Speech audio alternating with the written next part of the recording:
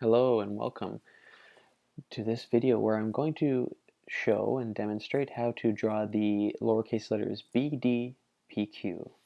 Now the b, d, p, q are very related to one another and they have just subtle differences between them.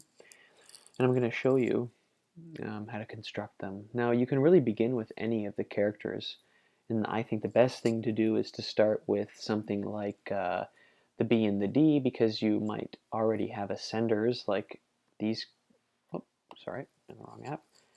You might already have ascenders like we do with these characters, and so that gives us obviously something to start with.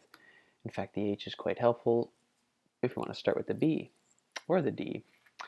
The D also benefits from having the tail at the bottom of the A.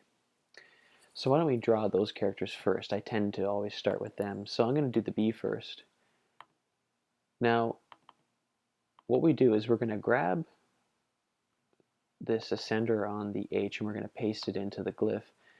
What I'm going to do is I'm going to get rid of this bottom area. Whoops, I don't want to get rid of that one.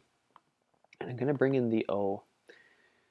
Now, the B is kind of like the C and the E. Remember, if you've watched the C and the E videos, you'll have noticed that actually the shape of C and O change, in terms of modulation structure, because they have to have a different distribution of weight at the baseline area, this bottom area.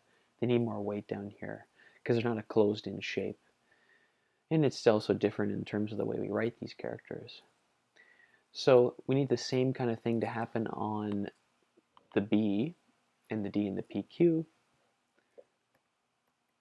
But what we're going to do is we're just going to get started here. We can use this as a roughing, like as a way to rough in our shapes. Now what I like to do as well is try to keep this pattern of how these entry points work. You want the same kind of entry point on your BDPQ. So what I'll do is I bring this in and I'm going to get rid of that because I know it's in the same position. And I'm actually going to use this as the starting point for how to suggest the shape here. And what I want here is I want this.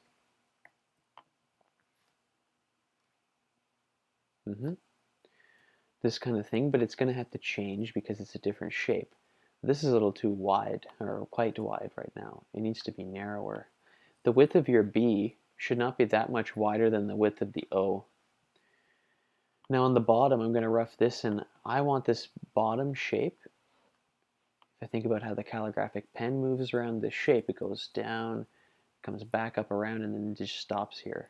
So I need to have this kind of blunted ending area.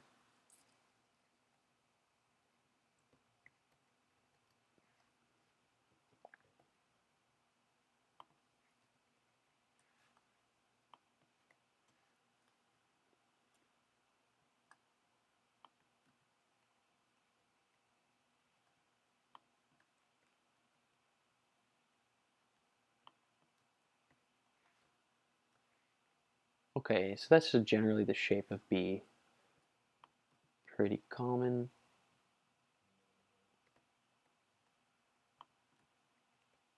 And it works well because of that. Okay, and it could use a little bit more weight here. That's why you see me moving it around. Okay, so what I'm going to do is I'm going to go throw this out of here and then merge everything and then throw it back. So that was 20. And what I want is I want the same kind of general curve as you would see in the shapes like O. Okay. But this shape needs to have strength as well. This area. This is more or less going to work. So for my B, this is a pretty good working shape. It's working in terms of having the right kind of distribution of weight. If I want this to be a bit higher, which I don't think actually works better, I think B is better when it's like this. I think that it's too wide right now, and I also think that this is a little too heavy at the moment. It needs to be a little bit lighter than H, and those kind of characters, and actually right now that was too heavy. But for the most part, this is working pretty well.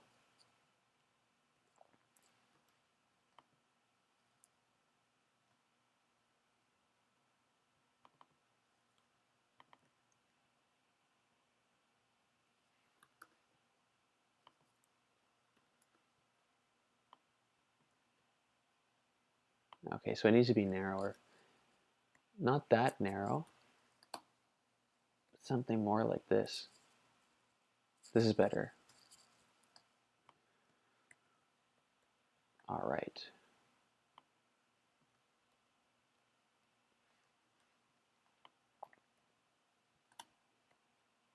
Okay, that's working pretty well. It might be just a little too wide still, but I think it's pretty good. I'll move this up a little bit more, and then I'm going to call it done because now I'm going to move this over for a D. Now what happens with the D is we still get this ascender stroke, okay? Same ascender stroke, except the bottom on D tends to be more like the A, so I'm going to bring A in here, and I'm going to decompose A,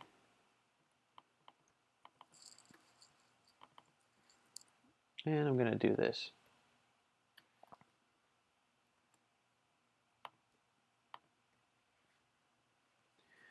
I'm going to do that. That's a good ending for D.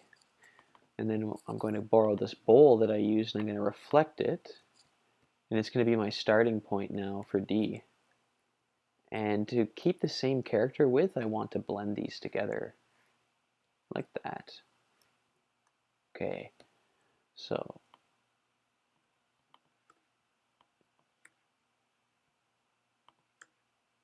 all right. Okay, so that's a start. Now I just want to bring in the U for a second to make sure that whoops. Okay, I want to make sure that bottom is similar. Yeah, so it needs a little bit more weight here. The U needed that, so I would imagine that this will need that too, and now we got to see how does that affect the shape. And it really doesn't do very much to mess with things. So this should be the same as O, and then this shape, I'll just give it 10 for now. You notice what I do within these threads that I'm designing here is I just give them kind of general fitting data or side bearing values. Like this one is pretty open. Try to get it as tight together as I can, because I just want to see how the pattern of things are working together, that text pattern. Okay. And all right, so now the Q and the P. So the P, wait, oh, we had those in the previous videos. So I'm working off the same font. I'm going to actually delete this out of here now. For the P, what I do is I use the exact same bowl. Ah, that's fine. I use the exact same bowl as you saw me using on, okay, just shifted this down a line. That's fine. I use this exact same bowl as on the B, but I'm going to bring this down so that it's sitting properly here. And I have to remind myself by bringing in an N, where exactly did this spur sit? Oh, it's actually a little bit above. This is another useful thing with the components when you bring them in, is making sure that they're the exact same. You can just test it this way. Okay, now what I'm going to do is I'm going to grab the, I'm going to bring in the lowercase I. And I'm going to do this. One thing I could have done was just use the I and cut this part. In fact, this is one way to do this. This may be faster. Cut this part, match this exactly there, but then grab the serif here and the serif here, and then move it down to the descending area. But we don't want to, it's better to not break this in case that has to change later in the design. And then I can make a quick change to that. So I'll do that. All right, that's that, and now the Q, which shifted me. Why did I do that? Sorry. All right, Q, same idea. Borrows D shape, Let's make it the same as O. Whoops, that was the 0, no. And the same kind of idea, except the top is going to be treated differently. Now what I would do is I would actually grab this stroke from P, and we'll use it by doing this. But here's the thing about the D shape, or sorry, the Q shape here. There's a stem that's the same, and that stem comes up. Now you could do the Q in a few different ways. You could let the Q just have a little spur here. This is it's a totally fine design for a Q. But what some people will do as well is they'll have a design for Q where there is, I'm gonna have to, yeah, where they do something like this, where there's a spur here that sticks up. There's nothing wrong with either one. I think that they both work just fine. And for this typeface, you know what? We could do either one. It doesn't matter. I would probably be inclined to just do this one. I just think that it's smoother and it's a little more harmonious, and it doesn't have to be anything other than this. It works quite well like this to me. So that's something you might do. You might also notice on these P and Q shapes that you might want to make the serifs a bit longer on the descender area, so they give a bit more strength in that area, because remember, the I doesn't need to have such long serifs to compensate for that area. Okay, that is the BPQD.